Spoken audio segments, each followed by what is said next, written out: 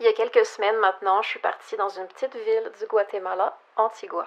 J'avais une amie qui m'attendait là-bas, puis elle était là depuis plusieurs mois, donc elle a pu me faire visiter ses endroits préférés. On s'est promenés, on a découvert des adresses, des cafés et surtout parlé et pris des nouvelles l'une de l'autre. Ça faisait plus d'un an que j'avais pas vu mon amie parce qu'elle était partie en voyage. 2 semaines plus tard, on quitte pour l'endroit le plus paisible et magique que j'ai pu visiter, le lac Atitlan. Je suis restée 1 mois et demi chez un ami. Il a une maison sur le bord du lac, tout près du village de San Pedro. Entre les plus grosses araignées que j'ai vues de ma vie, les scorpions et les pannes de courant, a.k.a. passer des soirées plongées dans le noir. La première semaine était un ajustement, mais il m'a même pas fallu quelques jours et je me sentais comme à la maison. J'ai pris des cours d'espagnol, bu beaucoup de café, fait les marchés, sorti dans les bars, cuisiné, joué dans l'eau, passé des soirées avec des amis, des fois dans le noir.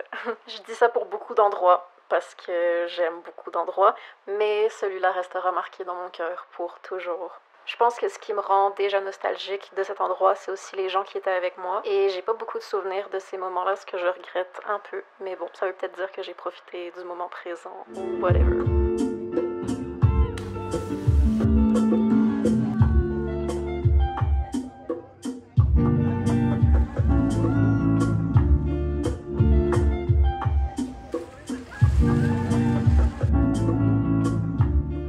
Amène à aujourd'hui. J'ai décidé de partir sur un coup de tête du Guatemala. J'aurais pu rester si je voulais. Et c'était pas prévu, mais j'ai décidé de partir toute seule. Il y a absolument rien qui est prévu dans mon voyage et pour une raison que j'ignore, on dirait que je trouve ça moins stressant d'être comme ça que de tout prévoir à l'avance.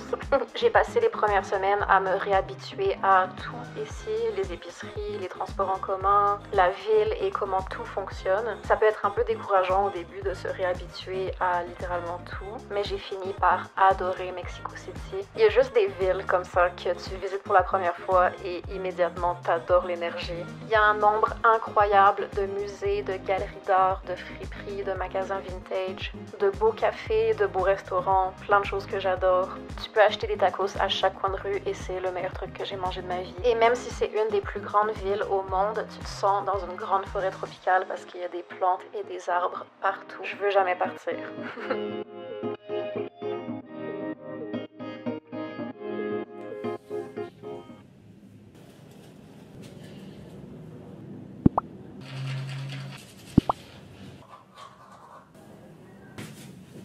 J'ai acheté un gros pull l'autre jour. Il fait quand même froid à Mexico City. Puis j'avais dans mon sac littéralement des shorts et des bikinis. Bref, je suis allée m'acheter un gros pull. Oh, that's a look.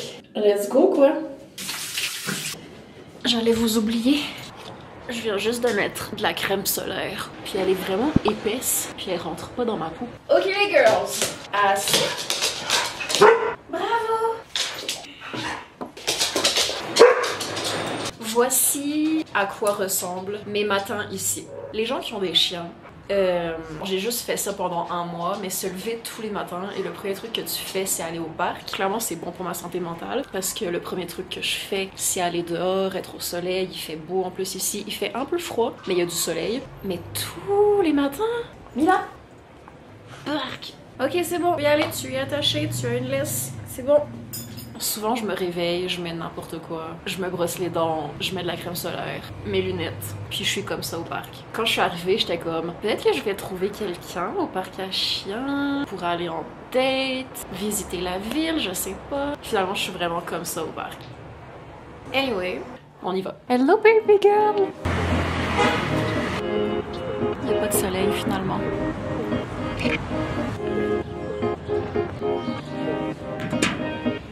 Frida!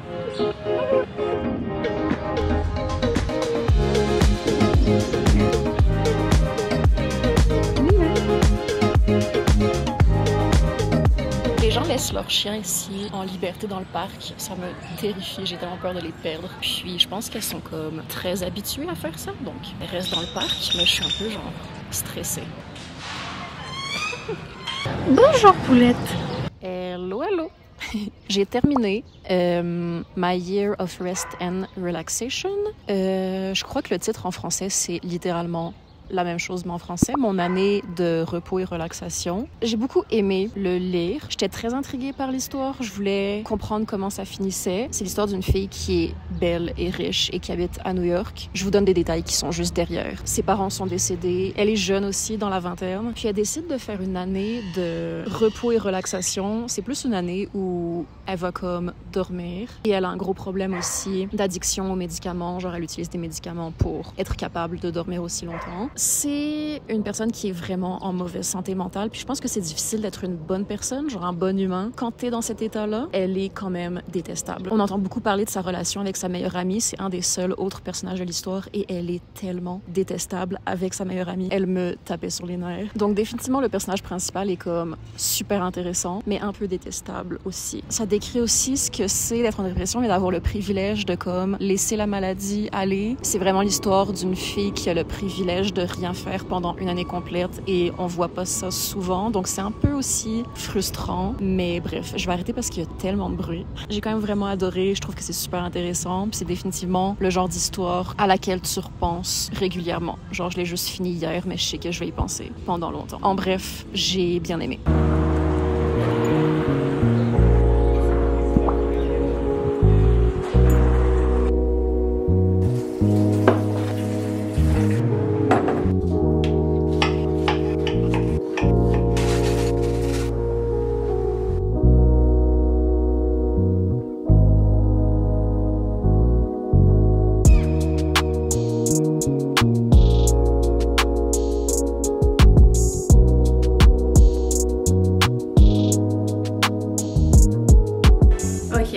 Je me sens fatiguée et démotivée. Quand on se sent comme ça, just fake it. Je vais mettre de la musique, je vais m'habiller, je vais me préparer. J'ai pas le choix d'être productive aujourd'hui, donc we are going to fake it.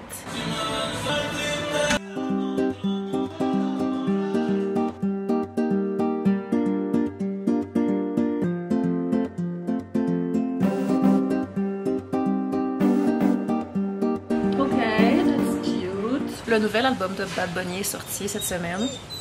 Elle pleure quand elle voit des gens qu'elle connaît passer dans la rue. Hier soir, on était vendredi, puis on est juste sortis pour aller au parc faire une dernière promenade. Les gens blastaient l'album.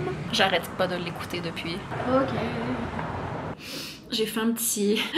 C'est tellement stupide. J'ai un album dans mon téléphone avec plein de photos de mitaines, puis je voulais faire un TikTok pour comme... montrer des photos d'elle, genre. Tout le monde est comme, tu te sens pas toute seule, t'es pas inquiète pour ta sécurité. Y a rien que je trouve difficile. J'adore être toute seule. Je vais dans des endroits où je me sens en sécurité. Je suis dans un beau quartier. Je sors jamais le soir, donc les chances qu'il m'arrive quelque chose. Le seul truc que je trouve difficile, c'est de pas avoir mitaine. Elle détesterait être ici. Elle est bien à Montréal, elle est chez une amie, mais c'est pas la première fois que je voyage pendant plusieurs mois, puis elle va tout le temps chez la même amie, mais elle va avoir 11 ans l'année prochaine. Puis il y a juste un point quand t'adoptes un animal, puis que t'es un peu jeune et naïve. En tout cas, moi, c'est comme ça que je l'ai vécu. Les premières années, ça me venait rarement en tête que comme, éventuellement, elle va grandir et vieillir et...